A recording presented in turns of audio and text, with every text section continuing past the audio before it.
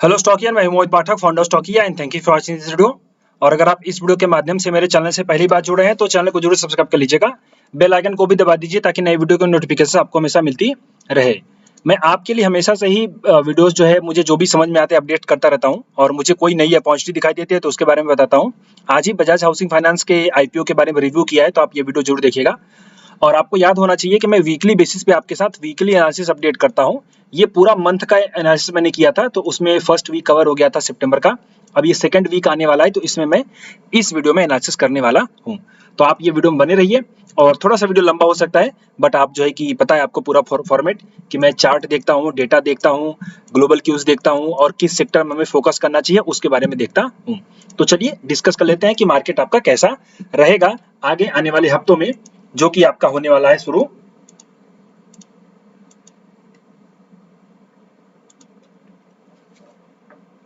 9 सितंबर से लेकर के 13 सितंबर तक। ओके, तो 13 सितंबर तक भी एनालिसिस रह सकते हैं और उसके आगे भी जा सकती है, बिकॉज जो हम एनालिसिस करते हैं वो 1-2 हफ्ते के लिए वैलिड होती है, बट इसकी अपडेट वीकली बेसिस पे आती है। ओके, चैनल से नए हैं तो आप जरूर सब्सक्राइब करिएगा, और साथ ही साथ टेलीग्राम चैनल को ज्वाइन करना ना भूलें।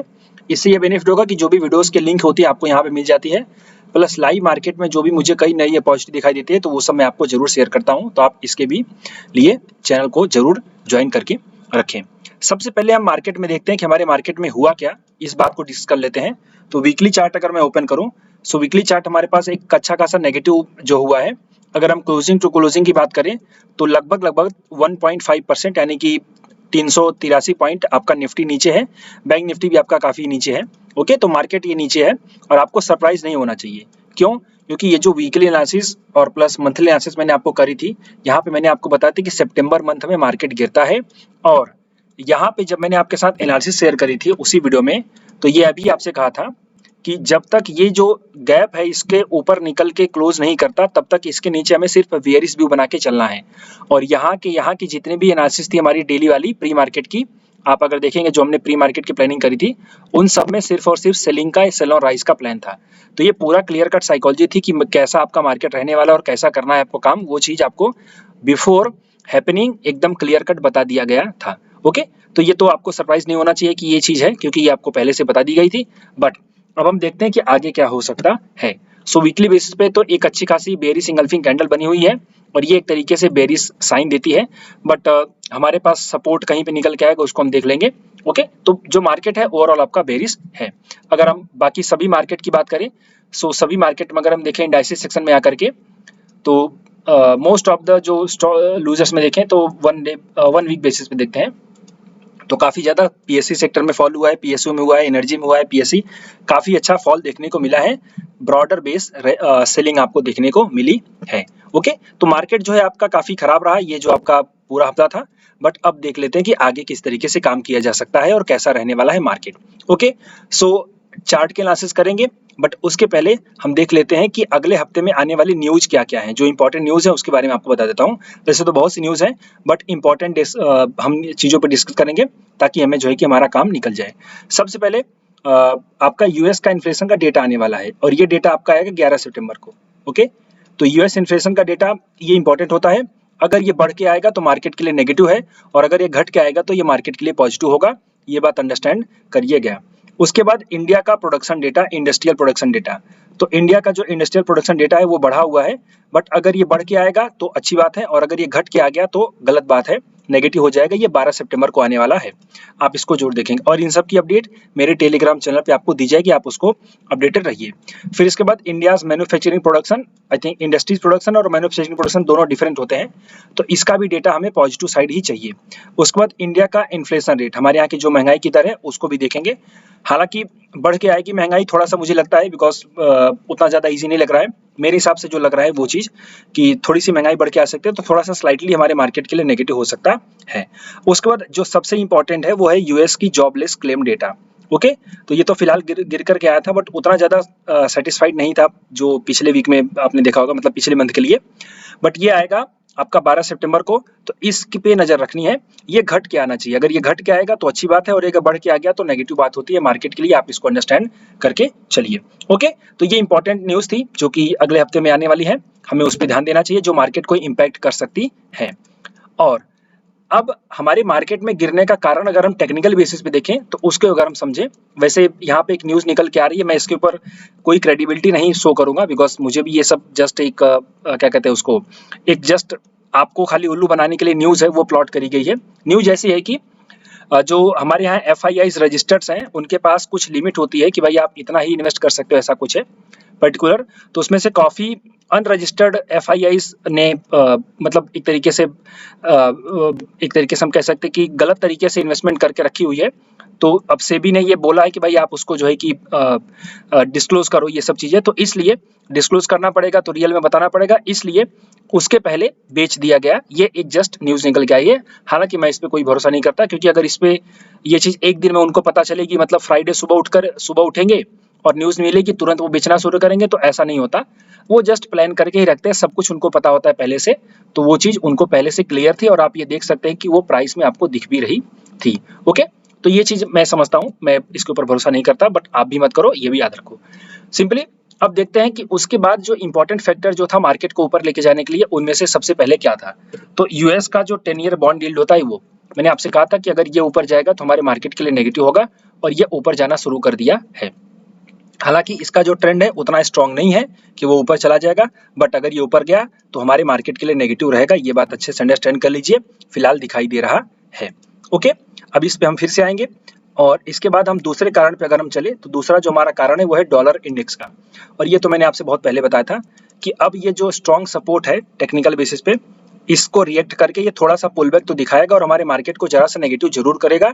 और अगर मंथली वाला एनालिसिस आपको याद हो तो आप देख सकते हैं ये अब जस्ट यहाँ पे पुल बैक करके फिर ऊपर जाने वाला है।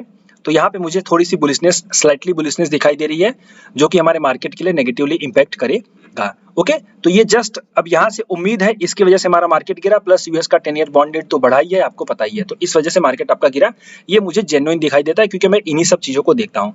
बाकी न्यूज़ जो है ना वो सब ठीक है, आप लोगों को खाली समझाने के लिए होती है, बस और कुछ नहीं। अब देख लेते हैं कि इनके बेस पे क्या हो सकता है।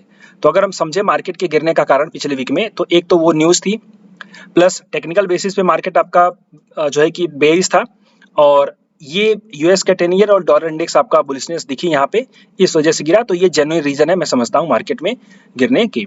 अब आगे देख सकते हैं कि क्या हो सकता है। तो सबसे पहले इन्हीं लेवल्स को देख लेते हैं। अभी फिलहाल अगर हम देखें तो ये बहुत ज़्यादा यहाँ पे सेलिंग हुई है, तो ये टेक्निकल बेसिस पे तो बहुत ज़्यादा बुलिश नहीं लगता, बट हाँ अगर ये ऊपर जाने लगा तो मार्केट हमारा नेगेटिवली रिएक्ट करेगा, और अगर नेगेटिव रिएक्ट नहीं करेगा तो बहुत ज़्यादा नहीं बढ़ सकता, ये बात अंडरस्टैंड कर लीजिए। और अगर हम डॉलर इंडेक्स को देखें तो ये तो शॉर्ट मुझे ऊपर जाता हुआ दिखाई दे रहा है, तो आप अंडरस्टैंड करिएगा। अच्छा, मेरी अंडरस्टैंडिंग है ये गलत भी हो सकता है और सही भी हो सकता है, तो आप इसके बेस पे कोई ट्रेड मत करिएगा। यहाँ पे मैं कोई एडवाइजरी देने नहीं बैठा हूँ, मैं अपना व्यू शेयर कर रहा हूँ कि हाँ ये हो सकता है। तो ये मुझे बुलिश दिखाई दे रहा है, और ये बुलिश होगा तो मार्केट आपका बेरिश रहेगा। और अगर बेरिश नहीं होगा, चूंकि हमारी अपनी हालत अच्छी है, तो भी हम बहुत ज़्यादा बढ़ नहीं सकते, ये बात अच्छे से अंडरस्टैंड कर लीजिएगा। तो वॉलेटिलिटी एक्सपेक्टेड है आगे आने वाले हफ्ते में। ओके, वॉलेटिलिटी में इसकी बहुत ज़्यादा कंसोलिडेशन टाइट रेंज का हो जाएगा। अब जो अगला फैक्टर है मार्केट को लेकर के, तो डेटा अगर हम देखें तो डेटा हमारे पास जो निकल के आ रहा है निफ्टी का डेटा, सबसे पहले FIS को देख लेते हैं। तो यहाँ पे प्रोविजनल बेसिस पे देख लेते हैं। सो मंथली बेसिस पे अगर हम देखें, सो मंथली बेसिस पे सितंबर में तो नेट पॉजिटिव है, और अगस्त में इन्होंने बेचा हुआ था, बट सितंबर मंथ में जो हमारे FIIs हैं वो नेट पॉजिटिव हैं, तो यहाँ से एक थोड़ा सा आपको सपोर्ट मिल रहा है, बट ये नंबर बहुत ही छोटा है तो कुछ चेंज भी हो सकता है। और अगर वीकली डेली बेसिस पे देखें तो डेली बेसिस पे इन्होंने जस्ट बेचा ही है, मतलब शुरू में खरीदा था, शुरू में 2-3 दिन खरीदा था, बट उसके बाद बेचा ही है। बट बेचने की जो वो है बहुत ही छोटी है, मतलब बहुत बड़ी हैवी सेलिंग नहीं की गई है, ये बात अंडरस्टैंड आप करिएगा। ओके, तो मोटा मोटी अगर हम देखें तो उतना ज़्यादा भी यहाँ पे खराब नहीं दिखाई दे रहा है, तो हम इसको बहुत ज़्यादा बेरिश नहीं मानेंगे, चूँकि हम इसको न्यूट्रल मानेंगे। हम इसको क्या मानेंगे? न्यूट्रल मानेंगे। और अगर हम डेरिवेटिव्स के डेटा की बात करें, जो हमारे ऑप्शंस और फ्यूचर्स के डेटा की बात होती है, तो सिर्फ पहली बात तो ये बता दूं, ये पूरे जो जितने भी इंडाइसिस ट्रेड होते हैं ये सबका कलेक्टिव डेटा होता है। अभी हम निफ्टी को भी जाकर के देखेंगे, तो अगर कलेक्टिव बेसिस पे देखें तो फ्यूचर्स में इनका जो है कि सेलिंग करी गई है, फ्यूचर्स में इन्होंने सेल किया हुआ है। ओके, और ऑप्शंस में देखें तो ऑप्शंस में इन्होंने जो है बेसिकली ऑप्शंस में भी सेलिंग करी गई है। तो ये भी एक तरीके से यहाँ पे ऑप्शंस की सेलिंग और फ्यूचर्स की सेलिंग मेरे हिसाब से ट्रेडिंग का पोजीशन बनाई देता है। और ट्रेडिंग के पोजीशन से हमें कोई व्यू नहीं बनाना चाहिए, ये बात अच्छे से अंडरस्टैंड कर लीजिए। अब अगर हम सिर्फ निफ्टी के डेटा की बात करें, सो निफ्टी का डेटा अगर मैं देखूं तो यहाँ पे फ्यूचर का वाई देख लेते हैं। फ्यूचर का वाई आपका इंक्रीज हुआ था, बाद में डिक्रीज हुआ है, और प्राइस आपकी इंक्रीज हुई थी और प्राइस आपकी डिक्रीज हुई, तो यहाँ पे लॉन्ग अनवाइंडिंग क्लियर कट दिखाई दे रही है। तो यहाँ पे स्लाइटली जो है डेटा मतलब निफ्टी के इंडेक्स में पोजीशन जो है कि नेगेटिव साइड दिखाई दे रही है। लॉन्ग अनवाइंडिंग का मतलब ये नहीं है कि फ्रेश पोजीशन शॉर्ट की तरफ बनाई गई है। लॉन्ग अनवाइंडिंग का मतलब है कि जो बाइंग हुई थी वो अपनी पोजीशन काट रहे हैं, बायर लोग अपनी पोजीशंस काट रहे हैं। हो सकता है कि थोड़ा सा नेगेटिविटी देखने को मिले या फिर अब उतनी ज्यादा ग्रोथ देखने को ना मिलेगी, इससे ये अंडरस्टैंडिंग होती है। तो फिलहाल ये जो डेटा है ये बेयरिश टू न्यूट्रल मैं इसको मान के चलता हूँ। और अगर हम ऑप्शन चेन की बात करें जहाँ से हमें सपोर्ट रेजिस्टेंस मिलेगा, तो स्ट्रॉन्ग सपोर्ट हमारे पास 25,000 का था जो कि टूट चुका है, और अब हमारे पास जो स्ट्रॉन्ग सपोर्ट निकल कर आ रहा है वो 24,500 का निकल के आ रहा है, यानी 24,500 का स्ट्रॉन्ग सपोर्ट है। रेजिस्टेंस 25,000 का बन के आ रहा है। तो ऑप्शन चेन के बेस पे अगर हम बात करें, ओआई चेंज की अगर हम बात कर लें क्या डेटा हुआ, तो ओआई चेंज में आप क्लियर कट देख सकते हैं कि कॉल ओआई बढ़ा हुआ है, दैट मीन्स बेयरिश डेटा बना हुआ है ऑप्शंस में, इंडेक्स में, निफ्टी के बेसिकली इंडेक्स में। तो यहाँ से बेयरिशनेस एक दिखाई दे रही है ऑप्शंस के थ्रू। और अगर हम पीसीआर की बात करें तो पीसीआर भी हमारा 0.92 है जो कि बेरिश है, 1 से नीचे तो मतलब बेरिश होता है। तो अब यहाँ से जो व्यू निकल के आएगा निफ्टी के इंडेक्स के डेटा से, तो फ्यूचर में भी हमें लग रहा था बेरिशनेस टू न्यूट्रल, ऑप्शंस में भी दिख रहा है बेरिश टू न्यूट्रल, तो हम इसको मानेंगे बेरिश टू न्यूट्रल। हम बहुत ज्यादा बुलिश नहीं सोच सकते अनटिल एंड अनलेस कि कोई नई न्यूज आ जाए, पॉजिटिव न्यूज आ जाए, उसके अलावा जिसकी उम्मीद फिलहाल अभी दिखाई नहीं दे रही है। तो यहाँ से हमें थोड़ा सा बेरिश टू वोलेटाइल व्यू बना के चलना पड़ेगा, ये हमें अंडरस्टैंड करना है आगे आने वाले हफ्ते के लिए। इंडेक्स के डेटा, ऑप्शंस और फ्यूचर्स को देख करके लग रहा है। अब अगर हम चार्ट की बात करें निफ्टी की, तो निफ्टी में चार्ट सपोर्ट रेजिस्टेंस देख लेते हैं वो कैसा है और क्या पैटर्न कुछ बन रहा है, तो उसको देख लेते हैं। सबसे पहले एक स्ट्रॉन्ग सपोर्ट मैंने आपको बताया था नहीं टूटा है, और हो सकता है कि इस हफ्ते अब ये टूट जाए, दैट इज ओके, क्योंकि यहाँ पे एक एक kind of lower low structure बनना शुरू हो गया है। तो आप यहाँ पे ध्यान दीजिए, डेली टाइम फ्रेम पे अगर आप देखेंगे, सो हाई बना, फिर लो बना, फिर हाई बना, फिर लो बना, so kind of lower low structure बनना शुरू हो गया है। और लोअर लो स्ट्रक्चर जो होता है वो थोड़े दिनों के लिए बेरिश चलता है, इसमें आप अंडरस्टैंड कर सकते हैं। तो ये सपोर्ट मुझे लगता है कि टूट जाएगा, बट जो स्ट्रॉन्ग सपोर्ट अगला है वो ये रहा, तो ये नहीं टूटेगा मेरे हिसाब से। और इस बात पे आप जरा ध्यान दीजिए, बिकॉज ये रेजिस्टेंस टर्न्ड सपोर्ट बनेगा। यहाँ पे बेसिकली क्या था, रेजिस्टेंस था और नीचे जाने के बाद फिर प्राइस ने ब्रेकआउट दे दिया, और जब ब्रेकआउट दे दिया तो अब ये नीचे आकर के सपोर्ट बनेगी और सपोर्ट का काम होगा। ओके, नहीं अंडरस्टैंड कर सकते हैं आप यहाँ पे। तो जो आपका सपोर्ट होगा वो इस जगह काम करेगा। तो सपोर्ट की वैल्यू क्या है, 24468 है, तो मैं इसको 24450 मान के चलता हूँ। सो 450 का आपका सपोर्ट निकल के आ जाता है, 24,450। ये आपका स्ट्रॉन्ग सपोर्ट रहेगा जो अगले हफ्ते तक टूटने की उम्मीद नहीं दिखाई दे रही है, ये आप समझ लीजिए। अब सवाल यहाँ पे सबसे बड़ा आपके पास ये हो जाएगा, सर अगर इतना भी डाउनफॉल दिखाई दे रहा है तो हमारे पोर्टफोलियो के क्या होगा। देखो, पोर्टफोलियो की वाट तो लगी चुकी है, और ये चीज मैंने आपको बहुत पहले से बताई है कि आप प्रॉफिट बुकिंग शुरू करो, फ्रेश पोजीशन मत बनाओ। और आप लोग हो यहाँ पे बैठे हो, मतलब बाइंग करते हुए बैठे हो, मैंने भी पूरी पोजीशन यहाँ पे लगभग सेल करवा दी थी सभी क्लाइंट्स की। तो इंपॉर्टेंट ये है कि आप प्रॉफिट बुकिंग करना सीखो। ओके, सबसे पहले तो आप ये सीखो कि जब आपको बुलिशनेस दिखे उस टाइम पे एंट्री करो, और कहीं एंट्री मत करो। जब आपको बुलिशनेस दिखे तभी आप एंट्री करो, और एक टाइम पे प्रॉफिट बुक करना शुरू करो। और ये मैं हमेशा आपके साथ हमेशा आपको बताता हूँ। ओके, और यहाँ पे 7 अगस्त है, वहां पे मैंने आपको अपडेट करी थी कि मार्केट अब ऊपर जाने वाला है, ब्रॉडर बेस बाइंग हो रही है। तो ये देखिए ऊपर की रैली, फिर यहाँ पे प्रॉफिट बुकिंग की बात करी, फिर यहाँ पे आप न्यूज़ देख सकते हो। तो पहली बात तो आप ये अपने अंदर टैक्टिक लाइए और अपने आप को चेंज करिए। आप जब तक ऐसे ही हवा में तीर चलाते रहोगे तब तक कुछ नहीं होने वाला, ये अंडरस्टैंड कर लीजिए। तो ये इसको आप एक्सेप्ट करिए। और हाँ, अभी बहुत ज्यादा ऐसा कुछ नहीं बेरिशनेस है, और दुनिया भर की जो न्यूज निकल कर है उसको बिल्कुल सुनने की जरूरत नहीं है। हमारे मार्केट की हमारी हालत अच्छी है, हम फिर से बाउंस बैक करेंगे, देयर इज नो इशू। तो अंडरस्टैंड करें कि बहुत ज्यादा गिरने की उम्मीद नहीं दिखाई देती। हाँ, मार्केट थोड़ा सा साइडवेज टू वोलेटाइल और बेरिश हो सकता है, जो कि डेटा में दिखाई दे रहा है, चार्ट में भी दिखाई दे रहा है। मैं अपनी मर्जी से कुछ नहीं बोल रहा हूँ। ओके, तो ये बात अंडरस्टैंड कर लीजिए। अब रही बात अगले हफ्ते के रेजिस्टेंस की, तो मैं आपको 4 घंटे के चार्ट में लेकर चलूंगा, जो कि मेरा फेवरेट टाइम फ्रेम है, आप सबको बताऊंगा। तो अभी ये जो इस कैंडल का हाई है ये आपका रेजिस्टेंस बन जाएगा। सो 25,168 है तो 170 ले लीजिए, इसको 200 भी पकड़ लीजिए, कोई दिक्कत नहीं। 25,200 तो ये आपका रेजिस्टेंस हो जाएगा आने वाले हफ्ते के लिए, और 24,460 यानी 450 मान लो तो ये आपका सपोर्ट हो जाएगा। तो आपको इस रेंज के साथ प्ले करना पड़ेगा। तो ऊपर से सेल ऑन राइज और नीचे से आप चाहो तो बाय द डिप कर सकते हो, अदरवाइज सेल ऑन राइज का प्लान आप बनाओ। तो आगे आने वाले हफ्ते के लिए जो हमारी मार्केट का व्यू निकल के आ रहा है वो क्या निकल के आ रहा है, sell on rise and bearish to volatile का व्यू हमारा बन के आ रहा है। ये सब कहां से आया, हमने डॉलर इंडेक्स को देखा, हमने यूएस 10 ईयर बॉन्ड यील्ड को देखा, हमने एफएनडो के डेटा को देखा और हमने चार्ट के स्ट्रक्चर को समझा, तब जाकर के ये व्यू बन के आ रहा है। ओके, अब हम चलते हैं उस डेटा की बात करते हैं जो हमारे पास सेक्टर वाइज कहां पे रैली निकल के आ सकती है उसकी बात करते हैं, और फिर इसके बाद मैं आपको बताऊंगा कि अपनी पोजीशन को कैसे मैनेज करो अगर आपने हाई प्राइस में लेके रखा हुआ है तब, तो आप उसके लिए बने रहिए। सबसे पहले सेक्टर में अगर हम देखें तो किस सेक्टर ने परफॉर्म किया, किस सेक्टर ने परफॉर्म नहीं किया, बेसिकली कौन ऊपर गया कौन नीचे गया, इसको एक बार समझते हैं। तो अगर हम बात करें तो इंडाइसेस में गेनर्स की क्या हुआ, अगर आप अगले वीक में गेनर्स की बात करें ओके वीकली बेसिस पे, तो ये थोड़ा स्लो हो रहा है वेबसाइट।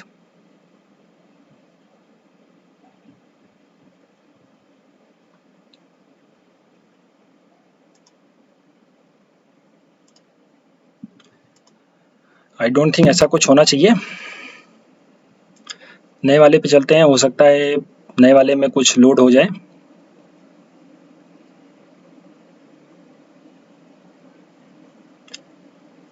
इंटरनेट तो सही लग रहा है मेरा।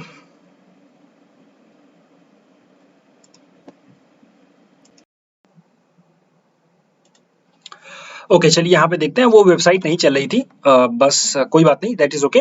अब यहाँ पे हम देखते हैं, तो मैंने जस्ट अभी मैं ये ट्रेंड लाइन का यूज कर रहा हूँ। ओके चलिए इस पे देख लेते हैं। सो हम सेक्टर की एनालिसिस में थे, तो इंडाइसेस में बेसिकली हम बात करें तो वीकली बेसिस पे अगर मैं फिल्टर करूंगा तो सबसे ज्यादा पीएससी और पीएसयू बैंक ये सब गिरे हुए हैं। बेसिकली इंक्रीज जो हुआ है उसको अगर हम देखें तो हम यहाँ पे इंक्रीज की बात कर सकते हैं। बेसिकली यहाँ पे थोड़ा सा पीछे चल के वीक चेंज, हम यहाँ पे अगर पॉजिटिव की बात करेंगे तो पॉजिटिव हमें दिख जाएगा। सो यहाँ पे हमारे पास जो दिखाई दे रहा है वो हेल्थ केयर स्मॉल कैप, मतलब हेल्थ केयर के स्मॉल कैप स्टॉक्स ऊपर गए बेसिकली 2%। और ये आपको याद होगा मैंने मंथली वाली सीरीज में आपको यहाँ पे क्लियर कट बताया था, आप ये वीडियो देखेंगे तो आपको पता चलेगा, मैंने क्लियर कट कहा था इस सेक्टर पे आपको फोकस करना है। साथ ही साथ डाइवर्सिफाइड फाइनेंशियल, ये आई थिंक होगा small cap 250, health care again health small cap तो उसी में आ जाएगा 50, मतलब स्मॉल कैप वाला। कंज्यूमर ड्यूरेबल्स में आपकी ग्रोथ हुई है 0.5% की, कंज्यूमर ड्यूरेबल्स वही बीएसई वाले सेम हो गए। एफएमसीजी सेक्टर में आपकी जो है ग्रोथ हुई है, तो कुछ कंज्यूमर ड्यूरेबल्स वाले एफएमसीजी में भी आते हैं। ओके तो ये चीज थी कि बेसिकली अगर अगले वीक में देखा जाए तो सिर्फ हेल्थ केयर के स्टॉक, वो भी पर्टिकुलर स्मॉल कैप वाले, और आपके बेसिकली जो कंज्यूमर ड्यूरेबल्स के स्टॉक्स थे वो ऊपर गए, बाकी सब आपके जो है स्टॉक्स गिरे हुए थे। तो अब ये तो हो गई अंडरस्टैंडिंग कि क्या हुआ, बट आगे चल के क्या हो सकता है इसको हम कैसे समझेंगे। तो सिंपली देखो, जो गिरते हुए मार्केट में ऊपर जा रहे हैं इसका मतलब है वो रिलेटिव बुलिश हैं, इसको हम आउट परफॉर्मेंस कहते हैं। और ऐसे स्टॉक यानी ऐसे सेक्टर अगर मार्केट ऊपर गया तो फिर से ऊपर जाते हैं, बहुत तेजी से ऊपर जाते हैं, तो हमें इन सेक्टर्स में फोकस करना चाहिए। तो आगे आने वाले हफ्तों में जो आपका फोकस सेक्टर होगा वो होगा निफ्टी का हेल्थ केयर इंडेक्स, उसमें मिड और स्मॉल कैप कंपनीज, साथ ही साथ आप स्मॉल कैप कंपनीज की भी बात कर सकते हैं 250, स्मॉल कैप 50 की बात करिए आप, यहाँ पे ज्यादा अच्छा अंडरस्टैंडिंग होगी आपको, और निफ्टी की कंज्यूमर ड्यूरेबल्स के स्टॉक। अब आप बोलोगे सर ये स्टॉक के बारे में हमें कैसे पता चलेगा, ये तो सेक्टर की बात हो गई। तो देखो इसमें ये होता है, आई थिंक यहाँ पे ऑप्शन होगा, अगर मैं यहाँ पे बात करूँ तो कुछ स्टॉक आपके, ये तो चार्ट भी आपको बहुत अच्छा से दिख रहा है, बट आपको इजीली समझाने के लिए मैं बता रहा हूँ यहाँ पे। तो आप अगर नीचे आएंगे तो आपको यहाँ पे ये देखिए नीचे, तो आपको यहाँ पे स्टॉक्स की लिस्ट मिल जाएगी। तो आप फोकस करिए इन स्टॉक्स में। यहाँ पे चार्ट का भी आपको ट्रेंड दिखाई दे रहा है, यहाँ पे देख सकते हैं ब्रेकआउट हुआ है टाइटन में, ये थोड़ा सा रेजिस्टेंस के पास है, मतलब ऑल टाइम हाई पे है, तो अगर ब्रेकआउट होगा तो निकल जाएगा। ये हायर हाई का स्ट्रक्चर है, तो आप ऐसे बहुत क्लियर कट आइडिया लगा सकते हो, बहुत क्लियर कट अंडरस्टैंडिंग आपको मिल जाएगी। ये जो ट्रेंड लाइन वेबसाइट है बहुत अच्छी वेबसाइट है, तो आप इन स्टॉक्स में फोकस करिए। कजरिया सिरामिक्स, इसमें मैंने जस्ट बेसिकली बाई किया है रिसेंटली, और वहां से आई थिंक 10% ऊपर हो गया है। तो ये जस्ट आपको आज पता चला है और ये डिस्क्लोजर है कि मेरे ये पोर्टफोलियो में पड़ा हुआ है, फैमिली पोर्टफोलियो में, तो आप इस पे ध्यान दीजिएगा। तो कंजर्वेटिव सिरेमिक्स मैंने स्ट्रिंग मतलब होल्डिंग बना रखी है, बट इसका ये मतलब नहीं कि आप जाकर के ट्रेड करो, ये जस्ट मैं समझा रहा हूँ कि मैंने किया हुआ है। तो ये स्टॉक्स पे आप अगर फोकस करोगे सो आपको एक आने वाले हफ्ते में थोड़ी सी बेटर अंडरस्टैंडिंग की बात रह सकती है, थोड़ा सा आपको अच्छा रिजल्ट मिल सकता है। और एक डिस्क्लेमर ये है कि जो भी स्टॉक्स के बारे में बता रहा हूँ वो सिर्फ और सिर्फ मतलब कैसे मूव करा हुआ है इस बेस पे आपको स्टॉक निकाल करके कैसे समझना चाहिए ये बता रहा हूँ। ये कोई एडवाइजरी नहीं है, ये कोई टिप नहीं है, ये सब के सब एजुकेशनल पर्पस के लिए मैं एज ए एग्जाम्पल ले रहा हूँ। तो आप ऐसे अगर फिल्टर करेंगे तो आपको ज़्यादा अंडरस्टैंडिंग हो जाएगी। आप एक बार ये वेबसाइट को यूज़ करना शुरू करिए। ओके, जिनको नहीं पता है मैं बता देता हूँ। सिंपली आप मार्केट्स में आएंगे, यहाँ पे सेक्टर्स पे क्लिक करेंगे तो आपको इस वेबसाइट में आ जाएगा। यहाँ से फिर आप जो है कि वीकली सिलेक्ट कर लीजिए, वीकली वाली ग्रोथ, जो गिरे हैं उनकी छोड़ दीजिए। नीचे आप अगर जाएंगे तो जो बढ़े हैं वो देख सकते हैं, और उसके स्टॉक के ऊपर या स्टॉक की समरी पे क्लिक करेंगे तो आप स्टॉक्स के पास पहुंच जाएंगे यहाँ पे। तो ऐसे ही आप यहाँ पे फोकस कर सकते हैं इन स्टॉक्स में, इन सेक्टर्स में, यहाँ पे आपको एक अच्छी ग्रोथ देखने को मिल सकती है।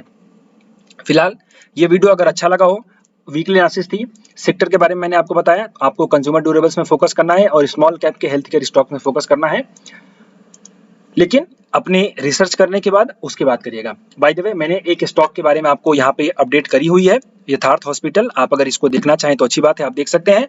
और वीडियो अच्छा लगा हो तो लाइक जरूर करिएगा, अपने दोस्तों के साथ शेयर करिएगा, चैनल को सब्सक्राइब करना ना भूलिएगा। और अगर कोई कंफ्यूजन या फिर क्वेरी हो तो मुझे इस नंबर पे कॉल करके जानकारी आप ले सकते हैं। फिलहाल इस वीडियो में अभी के लिए इतना ही। Thank you and wishing you all the best.